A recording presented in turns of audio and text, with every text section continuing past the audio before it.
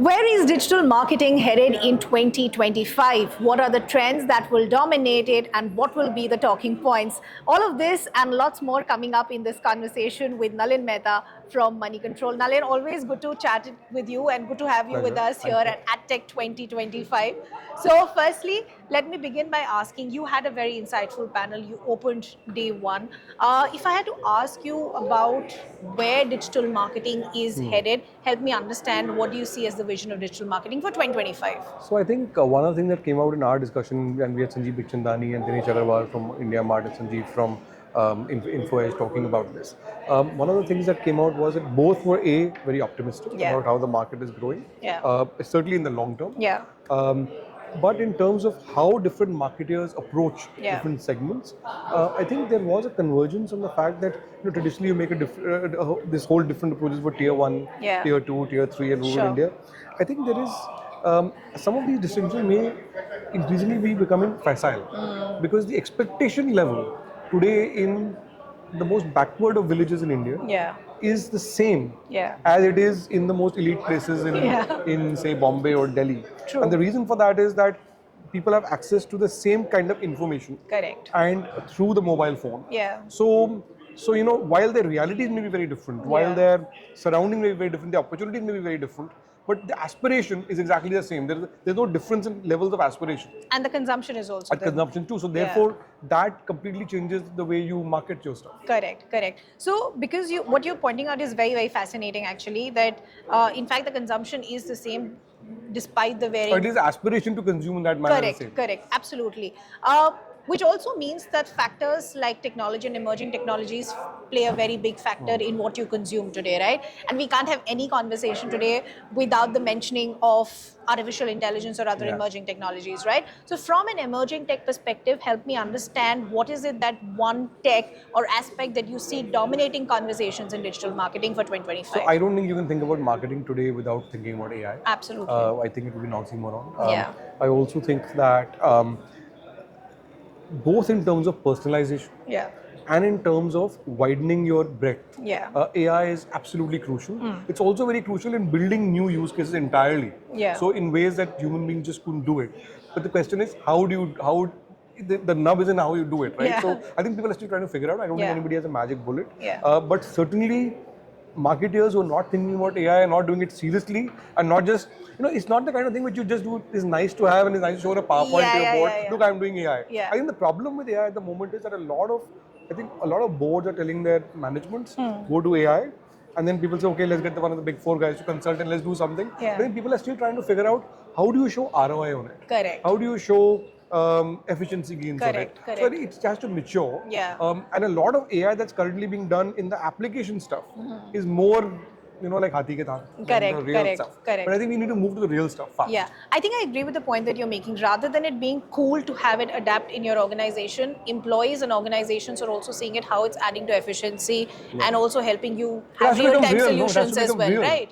And not just notional on a piece of paper or on a PowerPoint. Absolutely. Nalin, I want to understand from content perspective now, the way we consume content is changing on a day-to-day basis. What we are consuming is also changing. The format of what we're consuming is also changing. So I want to ask you specifically as far as short-term video, short-term content is concerned, how do you see that dominating as far as marketing communication is concerned? So, there has always been this debate on formats, right? Because, what will work? What will work, and also because the 3 second of the data tells us to people, you have 3 seconds to capture the viewer and therefore, so everybody starts dumbing down and all of that. But my experience has been that ultimately, if you have something interesting to say, people will watch it. So for example, we have a very high take-up on Moneycontrol, for example, of long form. You'll be surprised at how much interest there is for when you start. Every time you explain something, every time you delve deeper into something, every time you have something new to say which is genuinely new, either explanatory or genuinely new information, there is a huge market for it. Then it doesn't matter which form or whatever it is, people find you. So my sense is that if you invest in deep content, I think it does make a difference. I'll give you an example. I mean, we are now up to, for example, we are up to 1 million paying subscribers. And that's only happened because we've invested significantly in business intelligence content. Correct. Without it, whatever gimmicks we would do, whether we were 2 or 3 minute video or Yeah. 3 second video, it wouldn't have made any difference. Yeah. So I also want to understand it's not just short-term video that we're talking about a format. We're also talking about the rise of not just vernacular but regional content creators as well, right? How do you see that dominating marketing communication? So I think that becomes more and more important simply because AI allows you to do things at scale with much lesser investment. And the real growth is in the regional markets. Correct. So with English is maxing out. Yeah. Hindi is of course where the regional markets are growing. Yeah.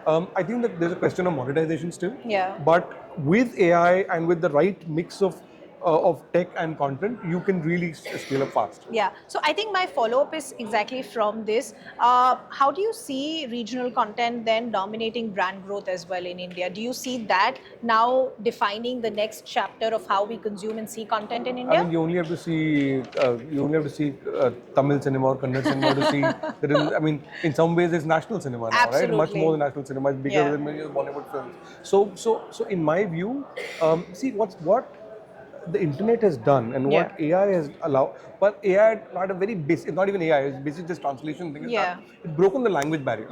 So it's from a marketer, if you want to go deep into a demographic, you have to speak in that language. Correct. Which is the oldest rule in advertising, Absolutely. right? So that remains as good as before. Yeah. However, in the same language, you have the opportunity now to go to a national audience because your content is consumed. Right? I mean, because people in India are watching South Korean shows. So the same way people are watching Tamil and Telugu and so on, or Hindi for that matter in the South. So in that sense, I think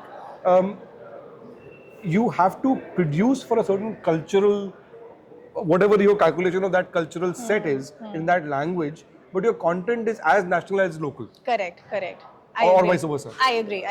I think breaking that language barrier, which also opens up more avenues for you then, not just as a consumer, but once who's producing it as well. Nalin, before I let you go, I have to ask you your ad tech experience, right? So tell me that one word or one experience that defines ad tech for you. So I think one word, I think enriching. Okay. Because I think it's a gathering of very interesting people and you can quickly do a lot of shop talk and meet a few people quickly on the sides, which you normally would take more time to catch up on or just fix time meetings on. So I find that interesting. So networking with a quick coffee and easy to do it. Yeah, it's an interesting bunch of people, I think. So. Okay. Because we do this every year and we come back every year, I also want to understand, is there something that you would like to see added as far as the AdTech agenda or schedule is concerned going forward? I'm not so sure. I'm not sure how to answer that question, but I would say a lot more digital engagement. Okay. Always lovely speaking to you, Nalin. Thank you so much. And we hope to see you back next year and day 2 before that. Thank you.